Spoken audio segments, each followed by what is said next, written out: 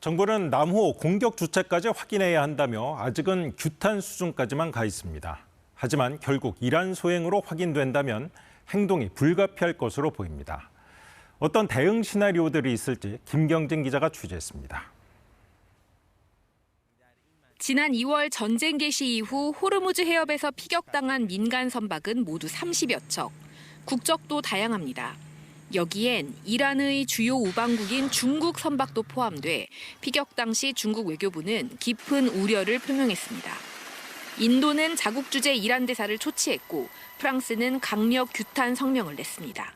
우리 정부 고위 관계자는 이번 사건이 이란 공격으로 결론 날 경우 우리 정부의 대처가 다른 나라와 크게 다르지 않을 것이라고 설명했습니다. 강력한 규탄, 재발 방지 요구와 함께 손해배상 청구 등이 거론됩니다. 남아있는 26척의 선박들에 대해서는 이 안전항행 보장하라는 오히려 우리는 명분으로 활용을 할 수가 있을 거고요.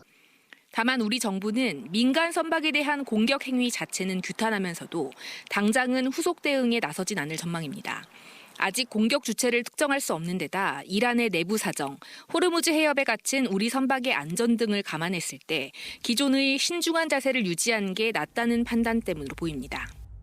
외교부의 말과 혁명수비대의 말이 조금씩 다르게 나오고 있는데 이 전쟁이라는 특수성 때문에 그렇습니다. 물밑에서 계속 얘기를 하면서 이란 쪽의 사과를 받아내는 게 중요하고요. 이번 피격으로 호르무즈 해협을 둘러싼 미국의 군사적 기여 요구 압박은 더 커질 거로 보이는데 이번 주 예정된 미중 정상회담 결과에 따라 중동 사태도 분수령을 맞을 전망입니다. KBS 뉴스 김경진입니다.